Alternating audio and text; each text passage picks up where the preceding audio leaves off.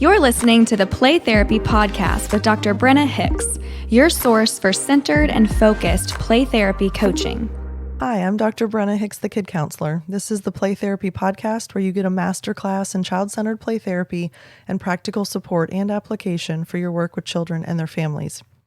In today's episode, I am going through another Session Savvy series topic, and today we're going to be talking about when we start a sentence with you when we're trying to give a reflective response. But before we get into that, a couple of housekeeping items. First and foremost, my Australians and Asians and anyone close to Australia, in exactly 1 month, I am going to be with you all in Brisbane. So if you have not yet registered for the conference, please do so. It has not reached capacity yet, although they do anticipate it will sell out.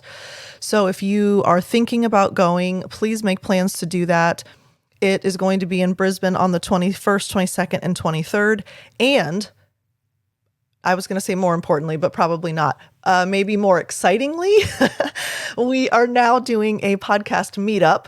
So all of my Aussies, New Zealanders, Asians, those of you that are planning to be at the conference, please go to playtherapypodcast.com/meetup, and we will have a meetup specifically for podcast listeners at the conference. And I'm so looking forward to that because the Atlanta meetup was absolutely amazing. To those of you that came, thank you so much. Here's another hug.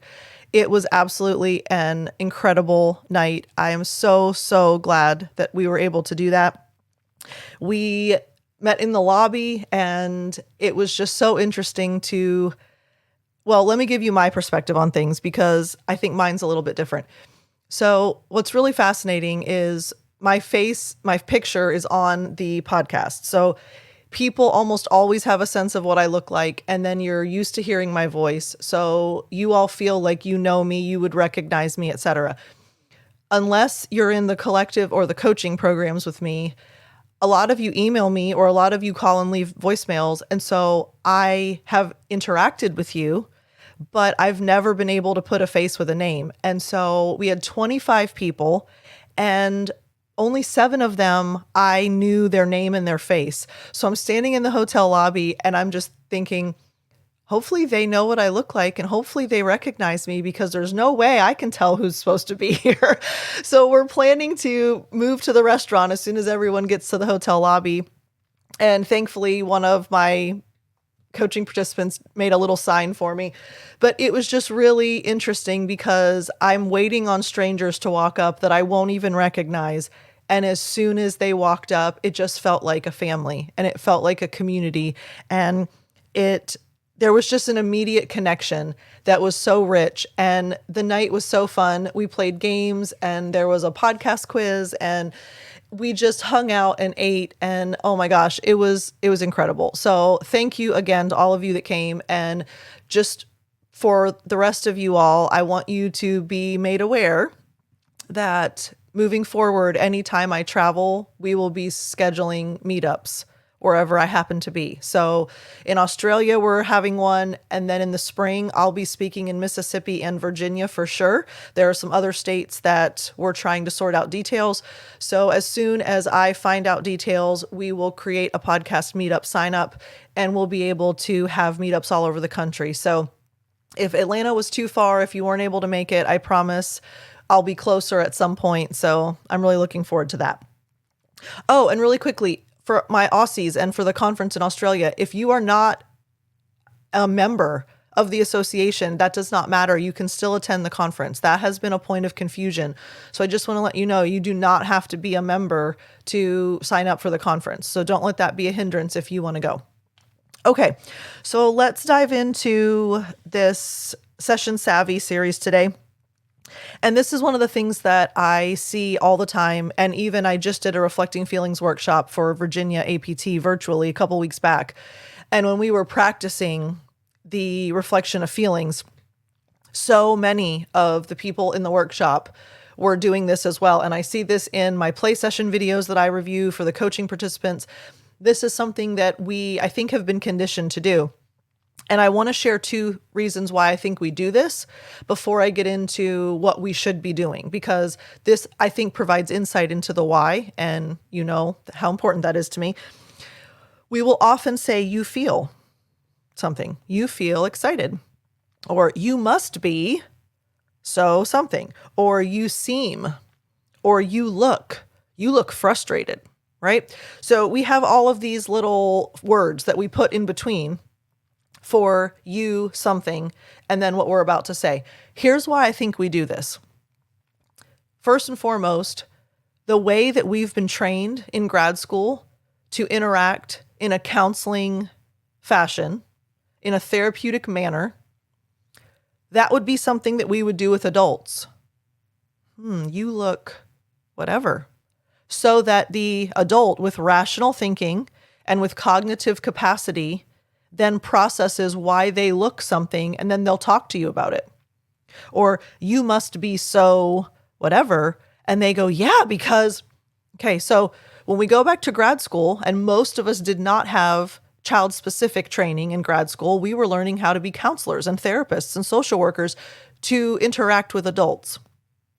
So these are actually helpful tools if we were working with adults, because that makes it very clear that the adult then has the opportunity to share and reflect and think and process. So I think that's one reason that we do it. I think the second reason that we do it is we hesitate to claim what the child is experiencing. And by saying feel or must be or seem or look, it's a buffer. So instead of just saying, you're excited, we hesitate to do that because, well, what if the child's not excited? And what if they say, no, I'm not? And what if I got that wrong? And and speaking of got that wrong, that's another Session Savvy series coming up. So that's another thing we're going to talk about. But we have these things in our head that prevent us from just saying you are and the emotion. And see, again, back to grad school training, we were taught that a person is not their feelings. So we wouldn't say you're proud because they are feeling proud. They are not their feelings, and their feelings don't make them what they are. In a rational, cognitive, intellectual world, that makes sense. But it doesn't for children. So whether it's because of the grad school training or whether it's because we hesitate to reflect feelings because of our concern that we may be off target or we may have missed something, or it's just too bold for us to say you are this in that kind of scenario, here's why we don't want to do those things. When we say you feel, you must be, you seem, you look, it puts the focus on whatever the word is in the middle. So let's go back to reflecting feelings. First pillar. This is the only one that does double duty, right? So we have a reflective response and we have a pillar. This is the only crossover skill. When we reflect feelings, it's your, so a conjunction. Let's go back to elementary school English, right? So a conjunction, you're irritated or you are angry. Now, see how it's very clear to an emotionally charged child. It's very clear to an experiencing the moment child exactly what we're trying to communicate. You're angry. Versus you feel angry. All of a sudden it's about the word feel. You must be. It's about must be. You seem. You look. Do you see how all of a sudden the focus is on that word instead of just you and the feeling? And here's what that does. It forces the child to consider, do I really look whatever? Do I seem whatever? Do I feel whatever? Do I must be this? It changes the whole dynamic of reflecting feelings. And when we do that, it's a little bit of a barrier and a hindrance to the child really feeling understood and validated and heard, number one. Number two, it's a hindrance to the diffusion of the intensity if they're escalated. And number three, it confuses the whole process because it forces them to think about it rather than to just live in their emotions, which is where they want to stay. How many times have we talked about we don't want a child to have to be warring between their head and their heart? We don't want to say or do anything that's going to force a child up into their head to think about it when where they want to stay is in their hearts, where they feel it. So if we say, "You're proud," the only thing that the child hears is proud. But "you must be proud," that's a very different landing of that statement. So anytime we fill in something with fluff, as I call it, I call all those words fluff. So you feel, you must be, you seem, you look, those are all fluff words. When we throw those in, it distracts from the goal, which is reflection of feeling for all the reasons we've already talked about and for the development of an emotional vocabulary.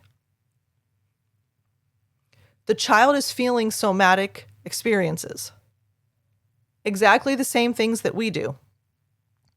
So in that moment, I feel a certain way. My body is experiencing certain things. And if the only thing that I hear is the emotion, if the focus of the reflection of feeling is annoyed because someone just says, "Oof, you're annoyed," now all of a sudden that all connects together. My feeling, my somatic symptoms, and the word, it all just succinctly links up. But anything else we would do in addition to "you're annoyed" just convolutes the whole process.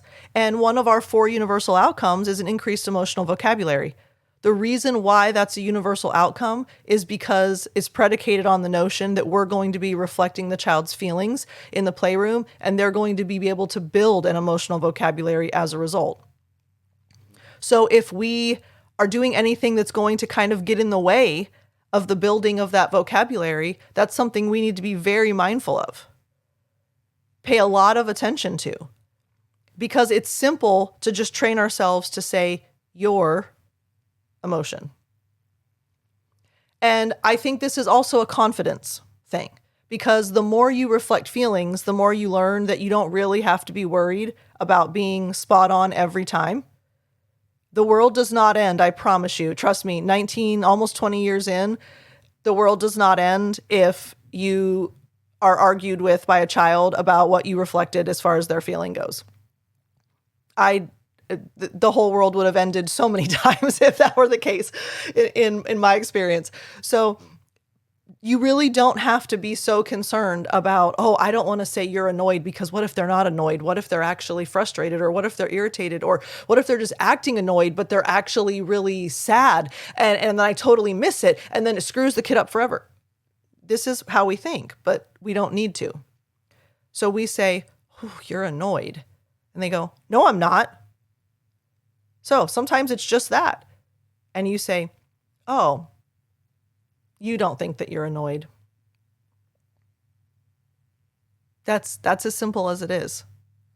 Or sometimes they go, "No, I'm not, I'm mad." Well, guess what? You've just been given the on a platter feeling that you're going to reflect. Oh, you're not annoyed, you're mad. I promise it's not as bad as it sounds or thinks or feels if a child argues with you when you reflect a feeling. But we use these fluff words because we think that maybe that will mean that the child won't argue with us.